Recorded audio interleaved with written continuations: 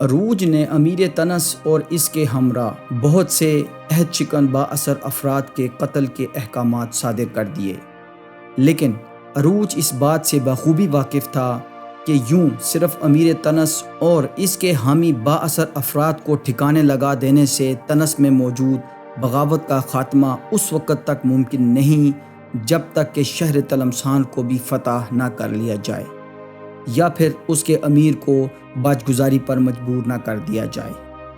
تلمسان چونکہ خطہ الجزائر کا سب سے بڑا شہر تھا، جو کہ باربروسا برادران کی طرف سے فتح کیے گئے ساحلی شہروں کی طرح ایک ساحلی شہر نہ تھا، بلکہ یہ خشکی پر آباد ایک شہر تھا۔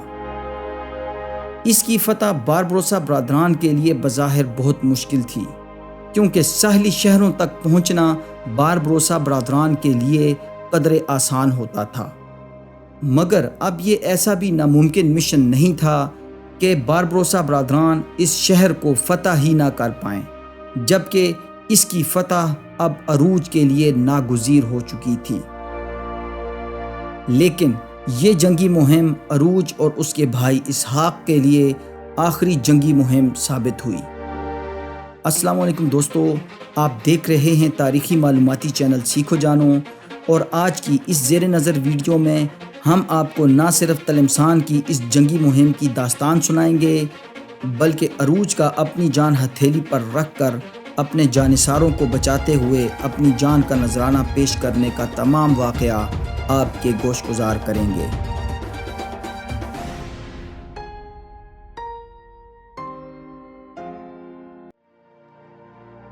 عروج کی بجایا جیجل، تنس اور الجزائر کے ساحلی شہروں کی فتح نے ہسپانیہ کے ایوانوں میں ایک ہلچل برپا کر رکھی تھی، اور ان سب حالات سے شاہ ہسپانیہ کارلوس بہت زیادہ پریشان تھا، کیونکہ باربروسا برادران کے خاتمے کے لیے چلی جانے والی اس کی ہر چال الٹ پڑ رہی تھی۔ خطہ الجزائر کے بیشتر شہر مسلمان حکمرانوں کے ماتحت تھے، مگر ان سب نے اپنی حکمرانی کی بقا کے لیے عثمانی خلافت کے ماتحت جانے سے زیادہ ہسپانوی عیسائی حکمرانوں سے روابط اور باج گزاری کو زیادہ ترجیح دی۔ جیسا کہ آج کل آپ تمام مسلمان ممالک کے احوال سے واقف ہیں، تمام اسلامی ممالک نے اپنے مفادات اور حکومتوں کو مقدم رکھتے ہوئے بڑی بڑی عیسائی طاقتوں کی حمایت حاصل کر رکھی ہے، جبکہ اگر یہ سب ممالک انڈونیشیا سے مراکش اور وسطی ایشیا سے لے کر افریقی ملک صومالیہ تک اکٹھے ہو جائیں تو یہ خود ایک سپر پاور بن سکتے ہیں اور اس دنیا پر اپنی بالادستی قائم کر سکتے ہیں، مگر انفرادی سوچ اور ذاتی لالچ کے سبب یہ سب اس غلامی میں خوش ہیں۔ یہی کچھ حال اس وقت بھی تھا۔ سلطان تلمسان نے بھی اپنی حکومت کو دوام بخشنے کے لیے شاہ ہسپانیہ کی باج گزاری قبول کر رکھی تھی، جبکہ وہاں کے باسی سلطان تلمسان کے ساتھ ساتھ ہسپانویوں کے ظلم و ستم کا بھی شکار تھے۔ انہی ناگفتہ بے حالات سے تنگ اہل تلمسان نے بار بار خطوط اور وفود بھیج کر عروج کو اپنی مشکلات کی طرف متوجہ کیا اور عروج کو دعوت دی کہ وہ آ کر تلمسان کو بھی اپنی ریاست میں شامل کر لیں۔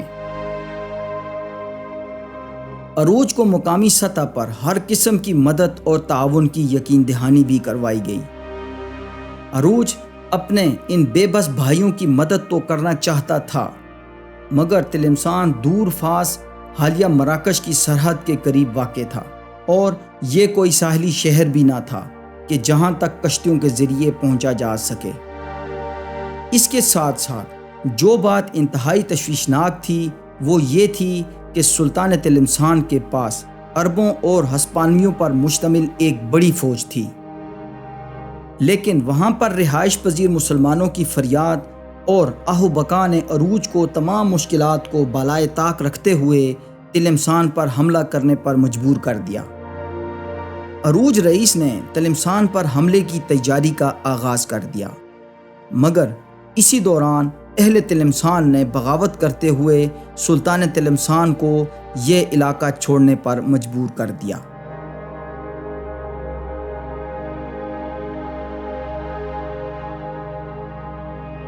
جب سلطان تلمسان وہاں سے فرار ہو گیا تو تلمسان کے باسیوں نے عروج کی طرف اپنا وفد بھیجا اور سلطان کے طور پر عروج کی بیعت کرنے کا اندیا دیا۔ تلمسان کا یوں بڑی آسانی سے عروج کی ریاست میں شامل ہونا اہل تلمسان کے علاوہ عروج کی بہت بڑی کامیابی تھی، مگر تلمسان کا اس طرح عروج کے ہاتھ میں چلے جانے سے ہسپانیہ کے طاقتور طبقوں پر لرزہ طاری ہو گیا۔ اب عروج رئیس اپنے 4000 جانثاروں کے ساتھ تلمسان میں موجود تھا اور اس کا ارادہ پورا موسم سرما تلمسان میں گزارنے کا تھا، مگر یوں قلعہ الجزائر کو پورے موسم سرما کے لیے خالی چھوڑ دینا انتہائی خطرناک ہو سکتا تھا، چونکہ ابھی کچھ ماہ قبل ہی تو قلعہ الجزائر فتح ہوا تھا اور قلعہ الجزائر کو کھو دینے کا مطلب پورا خطہ الجزائر کھو دینا تھا۔ اس لیے عروج نے محض 1000 سپاہی اپنے ساتھ تلمسان میں رکھے اور بقایا 3000 کو شہر الجزائر خیر الدین خضر کے پاس بھیج دیا۔ تلمسان کے ہاتھ سے نکل جانے کے بعد اب ہسپانیہ کا جنوبی افریقہ میں سب سے بڑا گڑھ تھا وہران۔ وہران مغربی الجزائر کی سب سے بڑی بندرگاہ تھی اور وہ ہسپانیہ کے بالمقابل واقع تھی۔ وہران میں ایک بہت مضبوط قلعہ بھی موجود تھا جس میں بیک وقت ہزاروں ہسپانوی سپاہی قیام کر سکتے تھے۔ وہران قلعے میں موجود یہ سپاہی اکثر و بیشتر تلمسان کی آبادی کو تنگ بھی کیا کرتے رہتے تھے، جیسا کہ آپ پہلے ہی جان چکے ہیں۔ اس لیے عروج نے تلمسان کا حاکم بنتے ہی وہران کے ساتھ تمام تعلقات ختم کر دیے۔ وہران میں موجود ہسپانوی سالار کے پاس بڑی تعداد میں پہلے ہی سپاہی موجود تھے، مگر سنگینی حالات کے پیش نظر اس نے ہسپانیہ سے مزید کمک بھی طلب کر لی۔ عروج کے لیے تلمسان میں محض ہسپانیوں کا ہی خطرہ نہ تھا، بلکہ معذور سلطان تلمسان بھی عروج کے لیے مسائل پیدا کر رہا تھا۔ اس نے اپنے ارد گرد بہت سے اوباش جمع کر لیے تھے جو کہ لوٹ مار کے علاوہ عروج کے خاتمے کے لیے کسی قیمتی موقع کی تلاش میں بھی رہتے تھے۔ معزول سلطان تلمسان نے اپنی حکومت واپس حاصل کرنے کے لیے ایک سوچی سمجھی سازش کے تحت نہ صرف عروج اور شاہ ہسپانیہ کے درمیان حالات کو مزید کشیدہ کرنے کی کوشش کی، بلکہ اہل تلمسان اور عروج رئیس کے درمیان نفرت کو ہوا دینے کے لیے عصبیت، لسانیت اور تعصب کو استعمال کیا۔ سلطان تلمسان نے بھلا پسلا کر اور نفاق کے بیج بو کر لگ بھگ 20,000 کے قریب بربر افراد کو اپنے گرد جمع کر لیا۔ اس کے ساتھ ساتھ اس نے واران میں موجود ہسپانوی سالار کو خط میں کچھ یوں مخاطب کیا: میں ترک قزاقوں کے ہاتھ لگ گیا ہوں اور ان سے اپنی حکومت چھڑوانے کی سکت نہیں رکھتا۔ کہاں ہے تمہارے بادشاہ کی عظمت اور شان و شوکت؟ کیا کوئی سوچ بھی سکتا تھا کہ تم مٹھی بھر قزاقوں کے خوف سے اپنا سر بھی نہیں اٹھا سکو گے؟ معزول سلطان تلمسان کی اس دو طرفہ سازش نے خوب کام کیا۔ وہران کے ہسپانوی سالار نے سلطان تلمسان کی جانب 20,000 دینار بھیجے اور اسے آگاہ کیا کہ وہ جلد ہی ایک بڑے لشکر کے ساتھ عروج کی سرکوبی کے لیے آ رہے ہیں۔ یہ خبر معزول سلطان تلمسان کے لیے کافی تسلی بخش تھی، اس لیے وہ اپنی تیاریاں مکمل کرنے میں لگ گیا۔ جلد ہی موسم بہار کی آمد پر وہران سے 10,000 کا ایک بڑا لشکر جو کہ عرب اور ہسپانوی سپاہیوں پر مشتمل تھا، عروج کی سرکوبی کے لیے نکل کھڑا ہوا۔ اس لشکر کے ساتھ جلد ہی معزول سلطان تلمسان کا 20,000 پر مشتمل دستہ بھی شامل ہو گیا۔ اب اس 30,000 کے لشکر کا رخ تھا تلمسان کی طرف۔ عروج نے اپنے 1,000 جانثاروں کے ساتھ اس فوج کا کھلی فضا میں مقابلہ کرنے کے بجائے قلعہ بند ہو کر مقابلہ کرنے کو زیادہ ترجیح دی۔ اس لیے عروج نے شہر تلمسان خالی کرنے اور اپنے جانثاروں کو قلعہ بند ہونے کا حکم دے دیا۔ ہسپانوی افواج نے تلمسان میں داخل ہوتے ہی ایسے مظالم ڈھائے جنہیں عقل تسلیم کرنے سے قاصر تھی، اور پھر ساتھ ہی قلعے کا محاصرہ بھی کر لیا گیا۔ خیر الدین خضر اپنی یادداشتوں میں لکھتے ہیں کہ جب مجھے الجزائر شہر میں یہ اطلاع ملی کہ تلمسان میں صورتحال برابر بگڑتی جا رہی ہے، تو میں نے 4000 عرب اور ترک سپاہیوں پر مشتمل ایک دستہ اپنے بھائی اسحاق کی قیادت میں دے کر عروج کی طرف روانہ کر دیا۔ جب عروج کو خضر کی طرف سے بھیجی گئی اس مدد کی اطلاع ملی تو اس نے شہر کو دوبارہ حاصل کرنے کے لیے قلعے کے دروازے کھول کر ہسپانویوں پر حملہ کرنے کا فیصلہ کیا۔ اسی اثنا میں اسحاق بھی اپنی سپاہ کے ساتھ تلمسان پہنچ چکا تھا۔ دونوں اطراف سے ہسپانویوں پر حملہ کر دیا گیا۔ ایک خوریز جنگ کا آغاز ہو گیا جو کہ 3.5 گھنٹے تک جاری رہی۔ مٹھی بھر مسلمان اپنی جان کی پرواہ کیے بغیر اتنی ہمت اور جرت سے لڑے کہ 30,000 کے لشکر پر غالب آ گئے۔ زیادہ تر ہسپانوی سپاہی مارے گئے اور محض 300 یا 400 ہی زندہ بچے، جنہیں قید کر کے الجزائر لے جایا گیا۔ شاہ اسپین تک جب اس قدر ذلت آمیز شکست کی خبر پہنچی تو وہ آپے سے باہر ہو گیا۔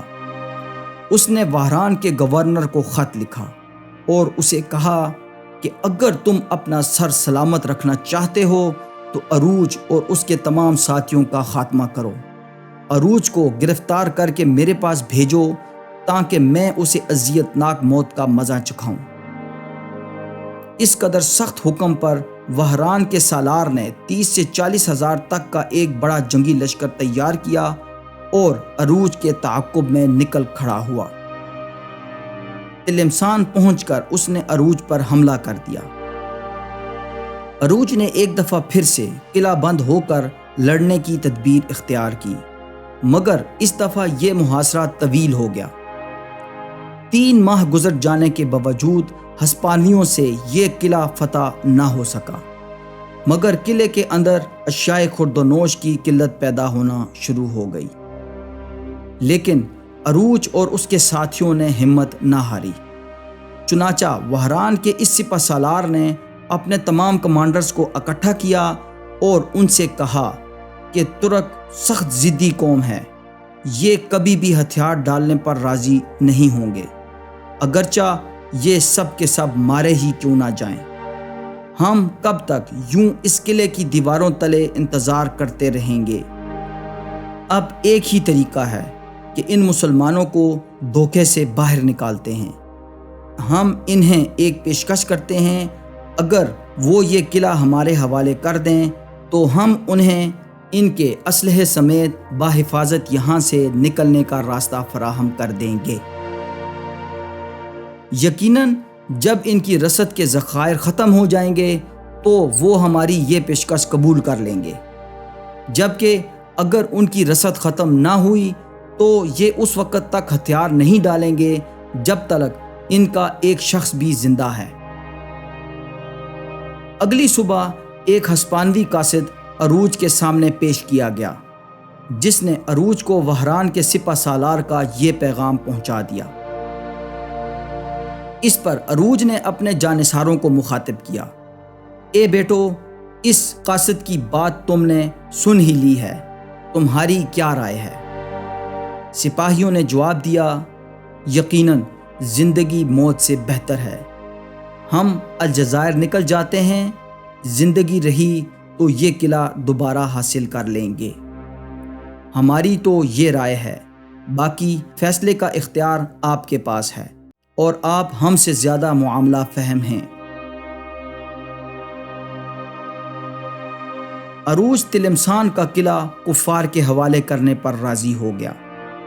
کفار کو عروج کے اس فیصلے سے بے حد خوشی ہوئی، کیونکہ اب انہیں اپنے مقصد میں کامیابی حاصل ہوتی نظر آ رہی تھی کہ جیسے ہی عروج اور اس کے جانثار قلعے سے باہر آئیں گے تو ان کا خاتمہ کر دیا جائے گا۔ اگلی صبح عروج اپنے جانثاروں کے ساتھ اللہ کا نام لے کر قلعے سے نکلا، جن میں اکثریت یا تو زخمی تھی یا پھر بھوک اور مسلسل بیداری کے سبب انتہائی نڈھال تھی۔ ابھی انہوں نے تھوڑا ہی راستہ طے کیا تھا کہ ہسپانوی فوج کے 15 سے 20 ہزار پر مشتمل ایک دستے نے ان کو گھیر لیا۔ اس لشکر کے سالار نے انہیں مخاطب کیا کہ اپنا اسلحہ ہمارے حوالے کر دو، کیا تمہارے لیے اتنا کافی نہیں کہ تمہیں زندہ سلامت واپس جانے دیا جا رہا ہے؟ اس پر عروج نے اسے کہا کہ اسلحہ تمہارے حوالے کرنے سے ہمیں موت زیادہ افضل ہے، ہم موت سے نہیں ڈرتے۔ انسان ایک ہی بار مرتا ہے لیکن اس کا نام ہمیشہ باقی رہتا ہے۔ اس کے بعد ان دونوں افواج میں معرکہ کارزار گرم ہو گیا۔ ہسپانویوں کی طرف سے تابڑ توڑ حملوں کا آغاز ہو گیا۔ ہر حملے میں عروج کے جانثار ساتھی اپنی جان کے نذرانے پیش کر رہے تھے۔ عروج اور اس کے ساتھی قریبی دریا تک پہنچنے میں کامیاب ہو گئے۔ نصف کے لگ بھگ ترک دریا عبور کر گئے، مگر ہسپانویوں نے بقایا فوج کا گھیرا کر لیا۔ ہسپانویوں کے گھیرے میں آ جانے والے ترک سپاہیوں نے جب مدد کے لیے عروج کو پکارا تو عروج سے رہا نہ گیا، کیونکہ عروج انہیں اپنی اولاد کی طرح پیار کرتا تھا۔ خیر الدین خضر اپنی یادداشتوں میں لکھتے ہیں کہ وقت کا تقاضا تو یہ تھا کہ اپنے بچ جانے والے ساتھیوں کے ہمراہ عروج وہاں سے نکل جاتا اور اپنی قوت اکٹھی کر کے اپنے بھائیوں کا انتقام لینے کے لیے دوبارہ واپس آتا، مگر عروج رئیس کہ جسے اس کے جانثار ساتھی بابا کہہ کر پکارتے تھے کے لیے یہ ممکن نہ ہو سکا کہ وہ اپنے بیٹوں کو بیچ میدان چھوڑ کر راہ فرار اختیار کر لیتا، لہٰذا عروج واپس پلٹ گیا اور دشمنوں کی صفوں میں گھس گیا اور ایک کے بعد ایک ہسپانوی فوجیوں کو جہنم واصل کرنا شروع کر دیا۔ لگ بھگ 100 کے قریب ہسپانوی فوجی صرف عروج کے ہاتھوں قتل ہوئے، مگر کب تک؟ ہسپانوی تعداد میں بہت زیادہ تھے، اس لیے وہ عروج اور اس کے بقایا ساتھیوں پر غالب آ گئے اور عروج رئیس اس معرکے میں جام شہادت نوش کرتے ہوئے اپنے خالق حقیقی سے جا ملے۔ تلمسان کی ان جنگوں میں عروج کا بڑا بھائی اسحاق بھی کچھ ماہ قبل شہید ہو چکے تھے۔ اس طرح میڈلی کے ان 4 سپوتوں میں سے 3 اس دنیا فانی کو خیر آباد کہہ چکے تھے۔ اللہ پاک ان بھائیوں کو ابدی جنتوں کا مکین بنائے اور ان کے درجات کو بلند فرمائے، آمین۔ دوستو، ہسپانوی جو کہ اس وہم میں مبتلا تھے کہ عروج کے قتل کے بعد وہ باربروسا برادران کے اس طوفان کو روکنے میں کامیاب ہو جائیں گے، تو ان کا یہ وہم اس وقت تتر بتر ہو گیا جب خیر الدین خضر نے عثمانی سلطان سلیمان عالی شان کے تعاون سے ہسپانویوں اور یورپی طاقتوں کا بحیرہ روم میں اس قدر نقصان کیا کہ انہیں دن میں تارے نظر آ گئے۔ دوستو، ہمیں امید ہے کہ آپ کو ہماری یہ کاوش پسند آئی ہوگی۔ اگر ایسا ہے تو ہماری حوصلہ افزائی کے لیے ویڈیو کو لائک اور چینل کو سبسکرائب ضرور کریں، اپنے حلقہ احباب میں شیئر کریں اور کامنٹس کے ذریعے ہمیں اپنی قیمتی آراء سے ضرور آگاہ کریں۔ اپنا بہت بہت خیال رکھیے گا۔ اللہ حافظ۔